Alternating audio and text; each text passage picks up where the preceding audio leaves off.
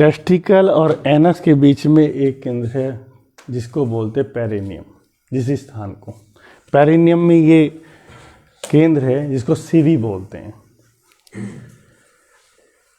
यही वो एक एनर्जी का केंद्र है जिससे जब एनर्जी हमारी एक्टिवेट होती है पहले इससे बहेगी और फिर वो एनर्जी बाहर जाएगी। सारे योगियों की जो खोज है, जो योगियों की साधनाएं हैं, इस केंद्र को एक्टिवेट कर कर और इस पर दबाव बनाकर यहाँ से ऊर्जा को ऊपर ले जाने की है। जो हमारे यहाँ सिद्धासन है, जितने भी योगियों को देखेंगे आप, वो एक सिद्धासन में बैठे होते हैं, एक पैर को पेरिनियम पे लगाते हैं और दूसरा उसके ऊपर लगाते हैं। वो केवल यही केंद्र है। जो हम लोग जानुशिरासन भी करते हैं, तो जानुशिरासन जनरली साइड के फैट्स के लिए हम लोग बताते इस तरह करते हैं, पर वो एक्चुअल में इसी केंद्र को बार बार प्रेशर देने का है।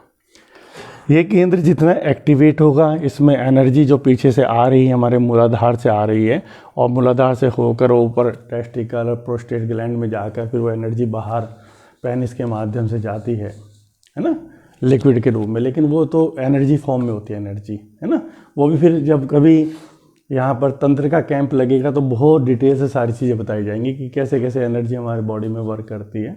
इस तरह से तो बीच बीच में लगते रहते हैं कभी कभी। तो एक तो ये समझना है, पेरिनियम को समझना है कि सारा योग का जो सारा सार जो हर जगह कहा गया है मूल बंध के लिए, तो मूल बंध ही सब जगह मतलब योग का मूल है। तो मूल बंध का अर्थ ही है कि मूल बंद करके इसी को छोड़ देना है, पेरिनियम को। तो बार बार सारा जो है तो मूल बंद करना। तो मूल बंद में जैसे ही हम एनस को ऊपर खींचते हैं तो ये हमारा जो पेरिनियम है इसको बार बार चोट हम ऊपर की तरफ देते हैं। ये सबकी जानकारी में होना चाहिए। तो दोनों में है, फीमेल में भी वजाइना और एनस के बीच में, और मेल में भी है। तो योग, हर योग साधक को पेरिनियम का ज्ञान होना जरूरी है। तो ये समझ लें ना, बाकी चीज़ें धीरे धीरे खुलती रहेंगी जैसे जैसे आपके पर्सन होंगे कि कैसे कैसे एनर्जी कई तरीके से बॉडी में जाती है। मतलब पेरिनियम से भी जाएगी, सीधी रीढ़ के माध्यम से भी जा सकती है वो बॉडी, ऊपर रीढ़ से खींचेंगे तो सीधी उधर खींच सकती है। और कई तरह की वो एनर्जी कई तरह के फॉर्म्स में बदल जाती है कि कौन से प्रयोग के लिए हम उसका प्रयोग कर रहे हैं, है ना। और जो पूरी बॉडी में जो हमारा वर्तुल बना रही है एनर्जी, वो भी यहीं से बना रही है। जैसे मैंने कल बतलाया था आपको 14 मुख्य नाड़ियाँ हैं। वैसे 72,000 नाड़ियाँ बॉडी के अंदर हैं जो हम देख नहीं सकते हैं, लेकिन ये 14 नाड़ियाँ जो स्थूल में भी हैं और मतलब महसूस करने में महसूस भी की जा सकती हैं, अन्यथा वो नज़र भी नहीं आती हैं। तो जो ये जो मेन 2 नाड़ियाँ, 12 नाड़ियाँ जो हैं हमारी इन 6 हाथों में, 6 पैरों में, पूरे समस्त ऑर्गन्स को संभाल रही हैं। उन ऑर्गन्स को जो पूरा वर्तुल दे रही है पूरी बॉडी में, वो यही नाड़ी, यहीं से एक नाड़ी आगे की तरफ जाती है जिसको सीवी बोलते हैं, और जो पीछे की तरफ जाती है उसे गर्निंग बोलते हैं। वो नाड़ी पूरा वर्तुल बनाती है पूरी बॉडी में। जो वर्तुल हमारी बॉडी में बनता है, तो ये जो 12 की 12 नाड़ियाँ हैं वो एक्टिवेट होकर काम करती हैं। ठीक है, इतना क्लियर हो गया। ये हमारी रीढ़ है। तो जो हमें आज इस प्राणायाम का हम अभ्यास करेंगे, क्योंकि आज जो दिन है, आज हम मूलाधार पे ज़्यादा काम करेंगे। मूलाधार की साइंस बताएंगे, मूलाधार चक्र की जो साइंस है वहाँ पर किस तरह से नाड़ियाँ हैं और वो कैसे एक्टिवेट होती है, और कैसे ये जीवन में जो भी हमारे जीवन में अलग अलग लोग हैं, यहाँ पर सबके जीवन में अलग अलग व्यवस्थाएँ हैं, वो कैसे प्रकट हो रही हैं, कौन सा चक्र उसको एक्टिवेट कर रहा है उसके जीवन में। तो ये यहाँ मूलाधार चक्र हैं। तो क्योंकि एनर्जी साइंस को कई तरीके से बताने की ज़रूरत पड़ती है कि जब हम लोग यहाँ पर मूलाधार से एनर्जी को लेते हैं, और एनर्जी को जो योग साधक हैं, अभी तो हम जितना श्वास ले रहे हैं और श्वास ले रहे हैं, बस यही हमारा जीवन है।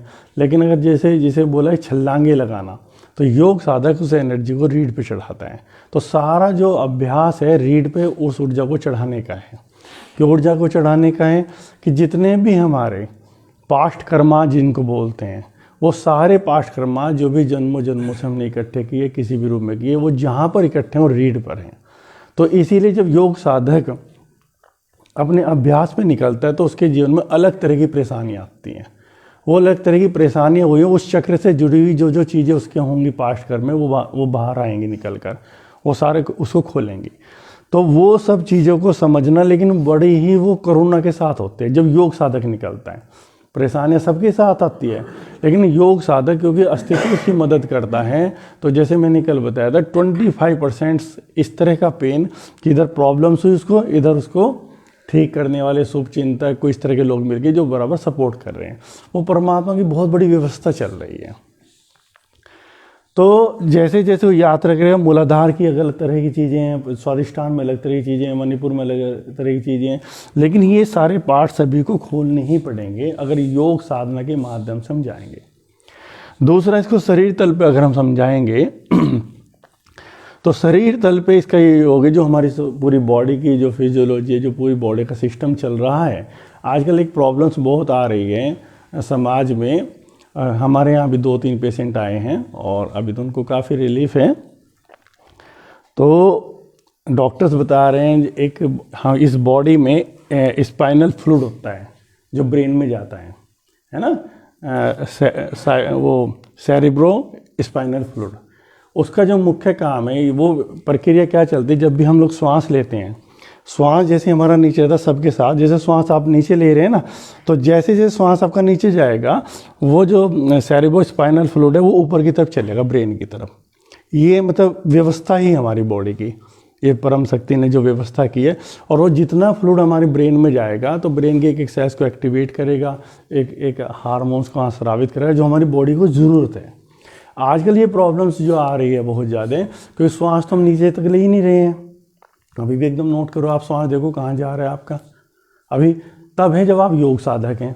योग साधक होने के कारण आपको सुबह शाम तो श्वास को तेज कर लेते हैं आप। और समाज में जो व्यक्ति वो इतनी तेज़ दौड़ रहा है, इतनी ज़्यादा फ्यूचर्स में है या पास्ट में पड़ा है, श्वास का कुछ ध्यान ही नहीं है। जो वो स्पाइनल फ्लूइड की जो व्यवस्था थी बॉडी में, ब्रेन को पूरी नहीं पहुंच पा रही, जिस कारण से बहुत बीमारियां आ रही हैं। तो ये भी है, जब हम लोग श्वास को नीचे तक लेते हैं तो ये फ्लूइड ऊपर की तरफ चलता है। वो ऐसे जैसे आप किसी पाइप में पानी रखो और उसमें कोई डंडा ऐसे डालोगे, तो डंडा जैसे जैसे नीचे जाएगा तो पानी ऊपर की तरफ आएगा, ठीक है ना। तो इस तरह से ये व्यवस्था ही है। तो अगर शरीर तल पे भी हम देखें तो श्वास को जो पूरा नाभि तक लेने की जो प्रक्रिया है, जितनी भी आप ज़्यादा करेंगे उतना ये आपका जो स्पाइनल फ्लूइड है ये ब्रेन में जाएगा। जितना ब्रेन में आपके जाएगा, ब्रेन एक्टिवेट होगा और ब्रेन के जो हार्मोन्स है वो बॉडी को जितने चाहिए वो बराबर आपको मिलेंगे और वो सारी प्रॉब्लम्स को वही सॉल्व करते हैं। जितने भी हमारे से बॉडी में से हार्मोन स्रावित होते हैं ब्रेन के माध्यम से जो क्रिया है, तो उसमें एनर्जी को के हमें चक्रास को खोलने के बाद जो केंद्र खोले जाते हैं, और जो मैंने बताया भी सेरिब्रो स्पाइनल फ्लूइड जो होता है उसको ऊपर की तरफ कैसे खींचा जाता है भस्त्रिका के माध्यम से, वो मैं क्रिया करके बताऊंगा, है ना। और संस्थान शिविर खाली टेक्निक के लिए, इसलिए ध्यान से सीखे, करना तो अभ्यास है आपको। अभी तक कल हमने भस्त्रिका की थी,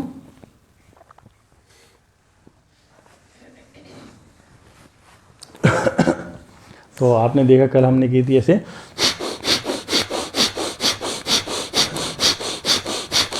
यहाँ से हम लोग भस्त्रिका करके ध्यान में पहुँचे थे।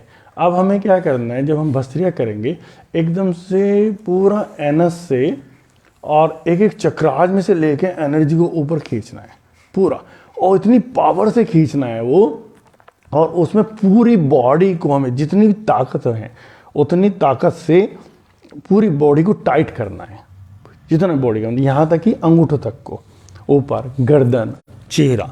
और उस वक्त हमें जो भी वेस्टेज है अपना उसको भी फील करना, मतलब उस वेस्टेज को बाहर फेंकना होता है।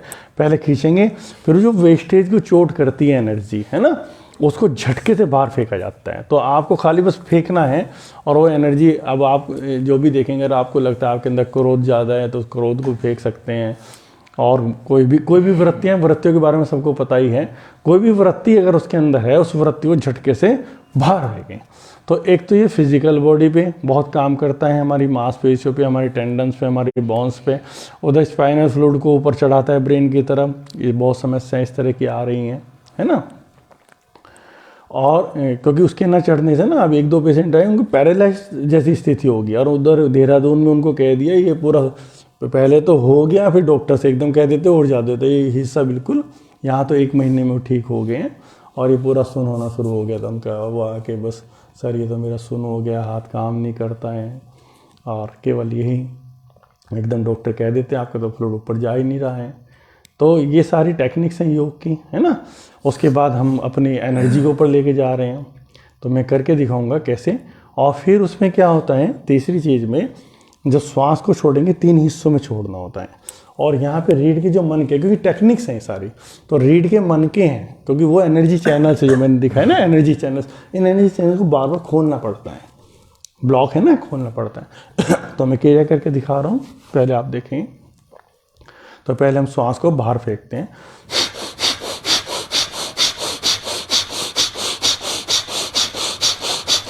पूरी शक्ति से फेंका, फिर एकदम से खींचेंगे। तो यहाँ से एनस और ये चैनल्स ऐसे, गर्दन टाइट, फिर यहाँ से ऐसे झटके से बाहर फेंका हमने सारा वेस्टेज। और फिर यहाँ से जब हम श्वास छोड़ेंगे मन को खोलते हुए अपने रीढ़ के,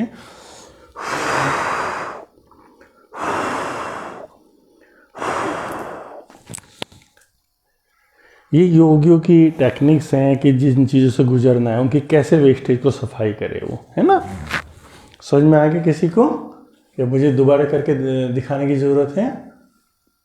सबकी समझ में आ गया? हम पहले करेंगे, फिर मैं जैसे श्वास खींचें तो एनस से ऊपर चैनल से लेते हुए एनर्जी को खींचना है, खींच के पूरी बॉडी को टाइट कर लेना है, और फिर झटके से कैसे छोड़ सकते हैं, और झटके से पूरी शक्ति से छोड़ेंगे। जो भी आपके अंदर वृत्ति है उस वृत्ति को पूरी झटके से ऐसे निकालेंगे, और फिर यहाँ से क्लियर करें, हम लोग शुरू करें, है ना। चलिए पूरी शक्ति के साथ भस्त्रिका प्राणायाम स्टार्ट।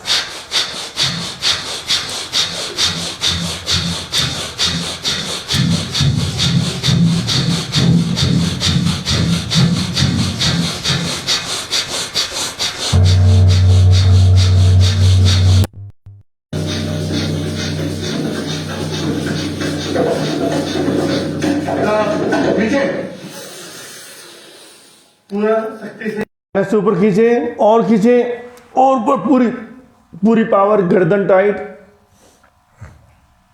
पूरी पावर।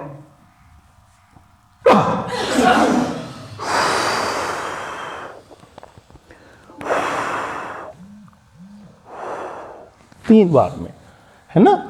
कोई भी कन्फ्यूजन हो तो पूछ सकते हैं। यानी कि पहले किया, सारा वेस्टेज बाहर फेंका, फिर पूरे एनर्जी से खींचा, एक चैनल से ऊपर तक खींचा, पूरा टाइट, पूरी बॉडी जितनी भी ताकत है मैं सारी ताकत लगा देनी है। फिर झटके से सारी वेस्टेज को झटके से बाहर फेंकना है, और फिर करेंगे एक बार।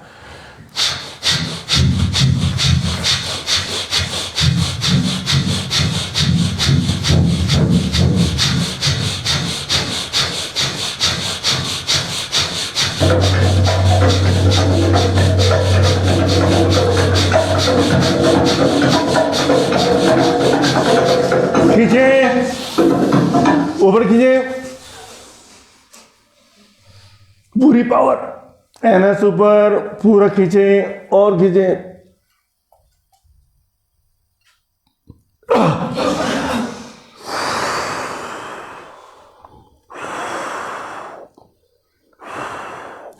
तीन हिस्सों में। पहले एक बार श्वास छोड़ा, फिर कोई बचा हुआ तो नहीं, फिर उसको छोड़ा, फिर कोई बचा, क्योंकि जो वेस्टेज है, जो एनर्जी में ब्लॉकेज है, वो ब्लॉकेज बाहर आएंगे। तो ब्लॉकेज वो पूरे निकलने चाहिए, अन्यथा वहाँ से तो सफाई हो रही है लेकिन शरीर तल पे थोड़े से नुकसान महसूस कर सकते हैं आप। वो थोड़े से हैं लेकिन जड़ों से गंदगी निकल के बाहर आ रही है। तो कहते हैं ना, प्रॉब्लम सॉल्व ही नहीं हो रही, सॉल्व इतना लंबा समय हो रहा है, वो जड़ों में बैठी है। ऊपर की जो मेडिसिन ऊपर से ठीक कर देती है, पर नीचे, और ये आती रहेंगी, जितने आप खोदते रहेंगे उतना आती रहेगी। खुदाई है, और अनंत जन्मों की खुदाई है। फिर एक बार, अंतिम बार करेंगे पूरी शक्ति से, और फिर एकदम खींचेंगे, है ना। करें स्टार्ट।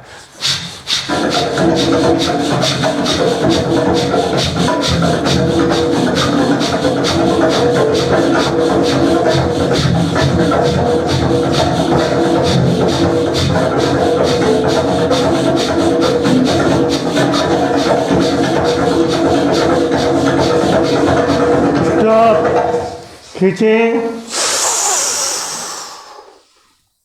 एनएस से ऊपर खींचे, एनर्जी खींचे और खींचे, पूरा टाइट,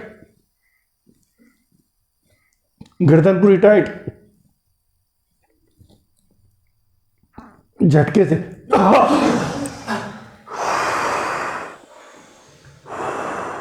3 बार।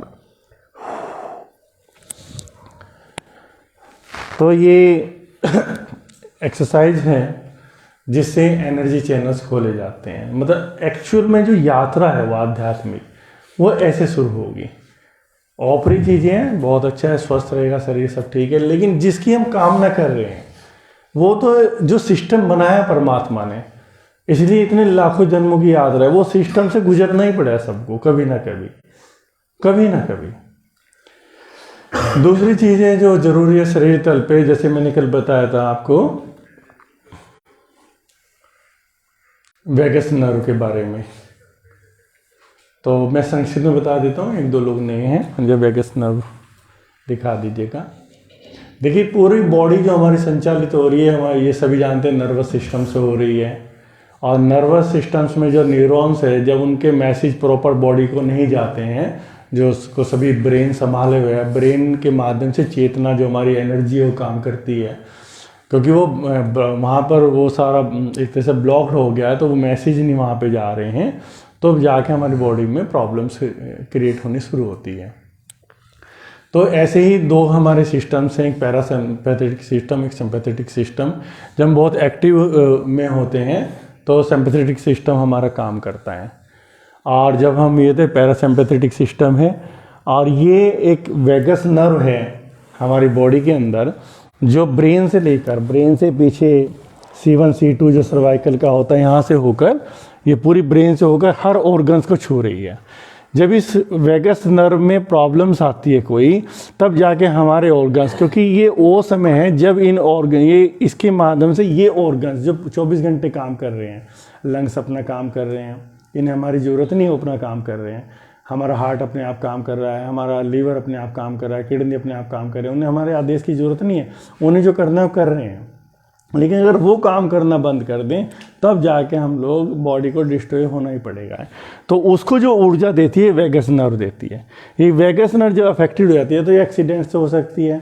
ज़्यादातर सर्वाइकल के लोगों को जो डिप्रेशन होता है, वो डिप्रेशन इसी कारण से होता है कि सर्वाइकल में भी ये प्रॉब्लम, ये वैगस नर्व अफेक्टेड होती है। अन्यथा तनाव से होती है। जो भी तनाव होगा, तो तनाव से जो प्रेशर पड़ेगा तो वैगस नर्व अफेक्टेड होगी, तो जब पहले डिप्रेशन आएगा फिर जाके ये सारी चीज़ें हमारी प्रभावित होंगी। तो वैगस नर्व की जो एक्सरसाइज है प्राण के माध्यम से, एक तो मैंने कल उसमें बताई थी आपको क्रियाओं के माध्यम से, तो वैगस नर्व की जो एक्सरसाइज है भस्त्रिका के माध्यम से मैं बता रहा हूँ।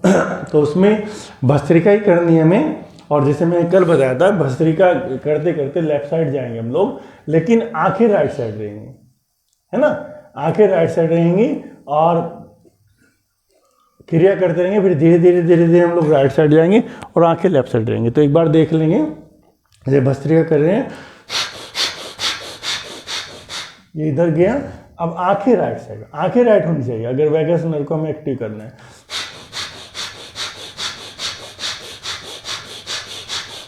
फिर धीरे धीरे आंखें लेफ्ट, समझ में आ गया। तो वैगस नर्व, अगर कोई भी प्रॉब्लम्स हमारी बॉडी में, तो निश्चित रूप से कहीं ना कहीं वैगस नर्व अफेक्टेड है, डिप्रेशन है तो वैगस नर्व अफेक्टेड है। तो भस्त्रिका के प्राणायाम के माध्यम से ऐसे ठीक कर सकते हैं हम लोग, क्रियाओं के माध्यम से कल मैंने दिन में बताया था उसको। और ये वैगस नर्व को एक्टिव करता है, जो हमारा जो गाना है, जो हमारा लयबद्ध तरीके से जो वाणी से उच्चारण है, वो वैगस नर्व को एक्टिव करता है। वहाँ पे मंत्रियोग काम करेगा, जो आप शाम में कर रहे हैं आऊ का उच्चारण, या कोई भी गीत भी गाएगा, अगर वो गीत गाना शुरू कर दे, अगर किसी वैगस नर्व अफेक्टेड है और या वो डिप्रेशन महसूस कर रहा है, अगर कुछ ना करे तो केवल गीत गाने शुरू कर दे, अपने मन के गुनगुनाना शुरू कर दे, और ध्वनि उच्चारण होनी चाहिए, तो इससे भी वैगस नर्व एक्टिव होती है। तो करेंगे मेरे साथ भस्त्रिका प्राणायाम, धीरे धीरे करते लेट जाएंगे, है ना। भस्त्रिका करेंगे, लेफ्ट साइड जाए, आंखें राइट साइड,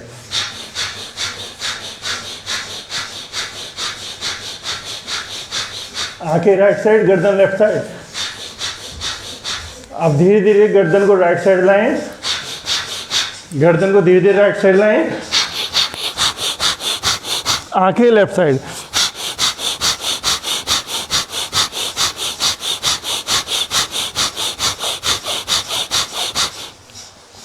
तो धीरे धीरे वापिस एक दूसरी भस्त्रिका की और टेक्निक है जो सभी लोगों को होना चाहिए कि भस्त्रिका क्या है, पूरी बॉडी के जो स्टॉप रुक सकते हैं, शांत हो सकते हैं, क्योंकि अभी तो टेक्निक्स जो साधना है वो आपकी अपने घर पर जाकर होनी चाहिए कि ब्रेन की सफाई के लिए, क्योंकि हमारे पास अंदर की सफाई के लिए केवल प्राण है।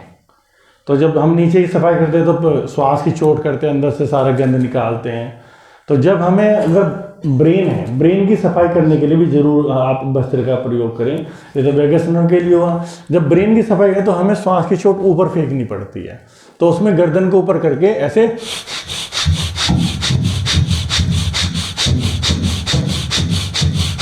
ऐसे भी आपको जरूर करना है।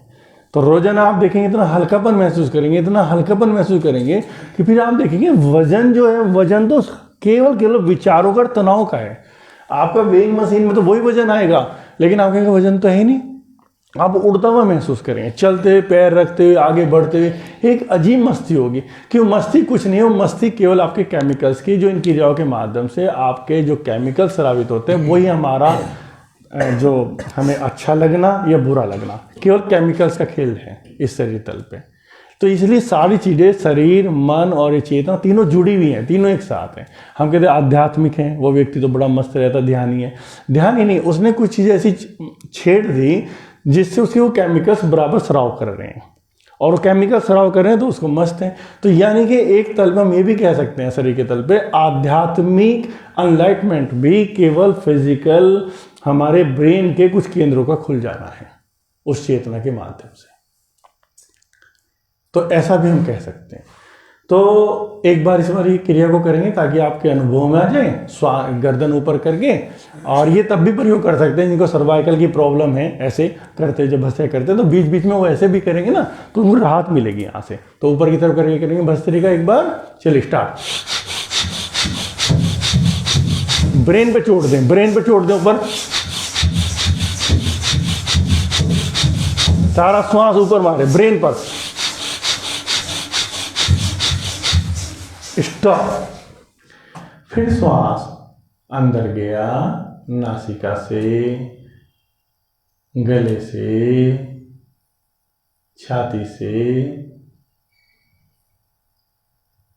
और फिर वापिस छाती से, गले से, नासिका से बाहर।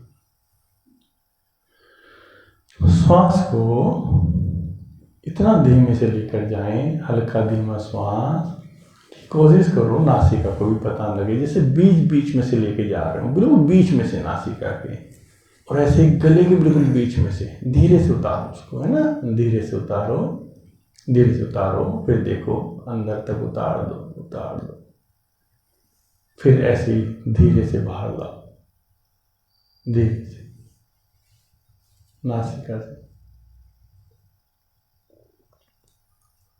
देखो बाहर कहाँ है, आया, अब ये बाहर आ गया, अब ये मुड़ा, चल अंदर नासिका में, गले, और कहाँ तक जा रहे हैं, जाने दो इसको, जाने दो।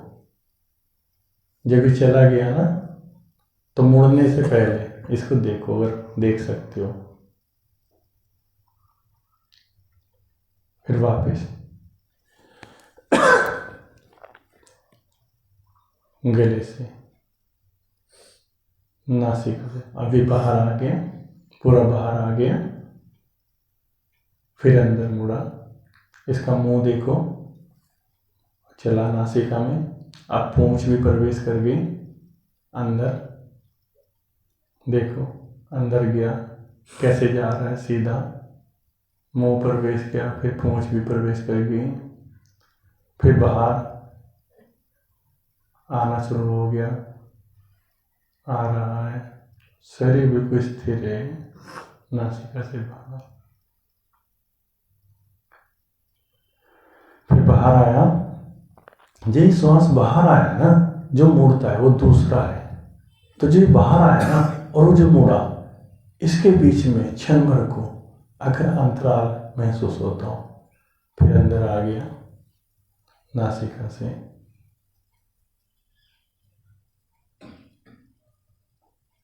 पेट तक।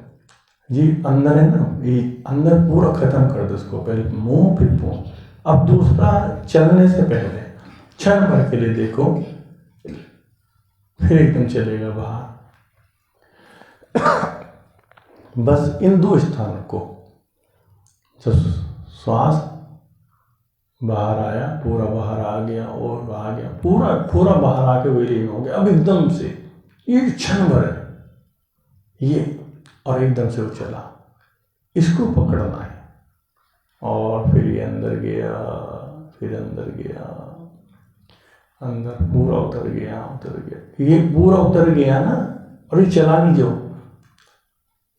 अब तो एकदम चल देगा, लेकिन आपको वहां इतनी गहराई से कि कोई तो है एक एहसास जहां दोनों अलग अलग होते हैं, इसको पकड़ना है।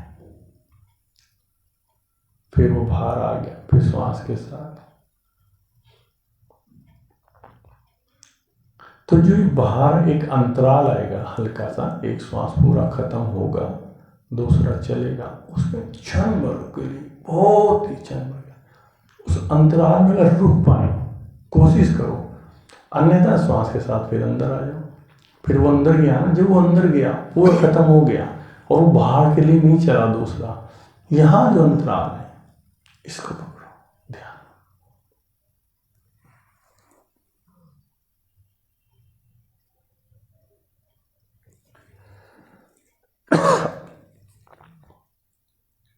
बहुत गहराई से, जैसे गोताखोर नहीं जाता समुद्र में, सीधा जाता है, कुछ खोजते हुए खोजते हुए खोजते उतरता है, ऐसे उतरो शरीर में धीरे धीरे, कि कहाँ खत्म हो रहा और कहाँ से चल रहा है, कहाँ है वो स्थान, उसके बीच में। ये अगर दो हैं उस स्थान में,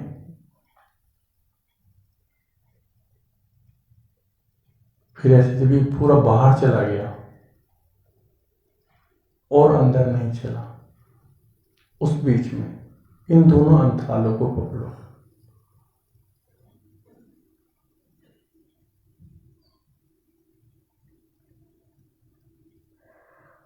बहुत होश से जाना पड़ेगा।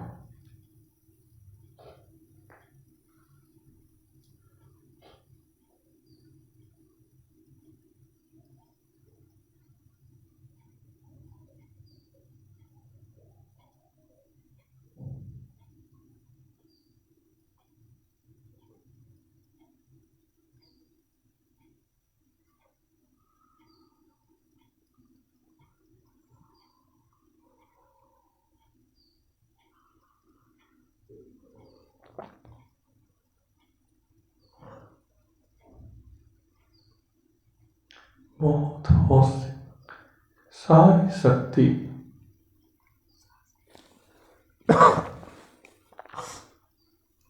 सांस अंदर या बाहर उस अंतराल में झोंक दो,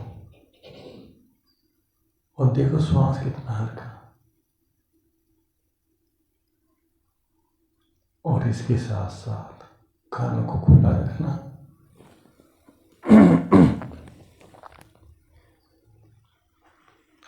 अंदर प्रवेश करते जाओ श्वास के साथ, कानों को खुला रखना, अंदर प्रवेश करते जाओ।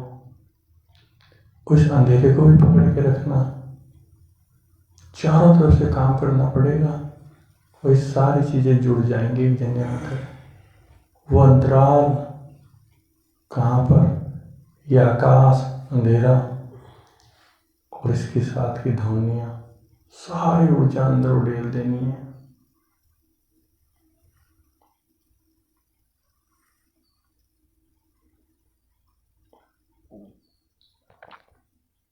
इसमें प्रवेश करो, इसमें डूबो, इसमें छिपा है सब कुछ हमारा, सारा अवचेतन। हम कौन हैं, कहाँ से आए हैं, कब से हमारी यात्राएं हैं। ये जो अंधेरा दिख रहा है ना, इसमें अंदर तक जाओ, सब है छिपा हुआ, और ये सब बाहर लाना पड़ेगा। सब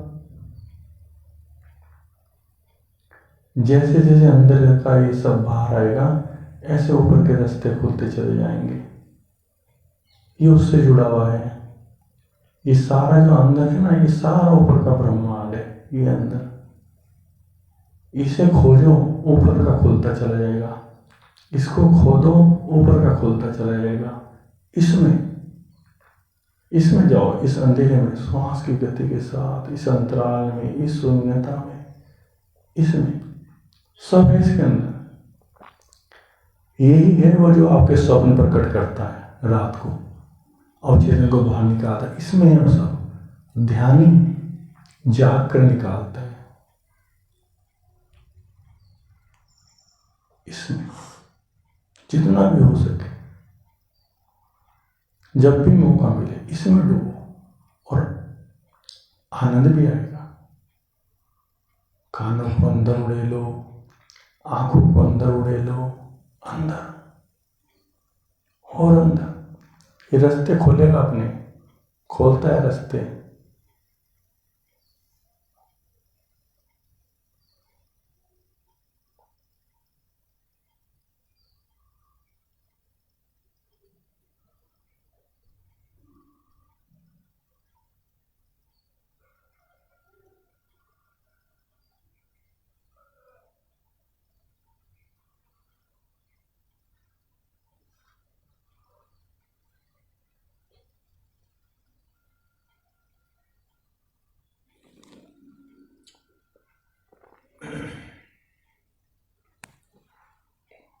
बाहर नहीं आना, अंदर अंदर।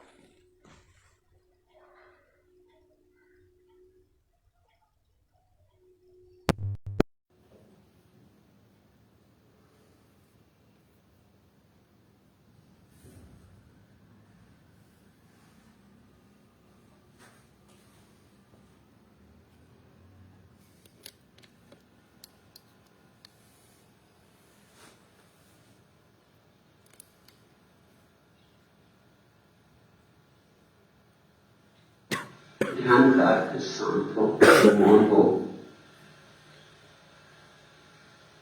भीतर जाओ, तुम भी संबुद्ध हो सकोगे। जरा सा श्रम चाहिए, जरा सा रुख परिवर्तन चाहिए। जितनी शक्ति तुम बाहर दौड़ने में लगा रहे हो, जितनी शक्ति तुम व्यर्थ की चीजों को संग्रहित करने में लगा है, उसका 10वां हिस्सा भी अगर तुम भीतर बैठने में लगा दो तो क्रांति हो जाए। तो हजार सूरज तुम्हारे भीतर की ऊप आए, तुम्हारे भीतर की नृत्य हो, संगीत हो, तुम्हारे भीतर की आनंद के फवारे फूटे, हंसी की फुलझड़ियां छूटे, रास महारास रचे, तुम्हारे भीतर की भाव हो, रंग चले, पिचकारियां बन जाए,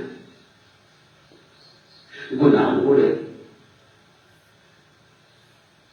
ऐसे ही मत जाना, जीवन को बिना जाने मत जाना। अधिक लोग ऐसे ही मर जाते, जीते ही नहीं और मर जाते। इतना ही कष्ट करो कि बिना जिए नहीं मरेंगे, जीवन को जानकर ही विदा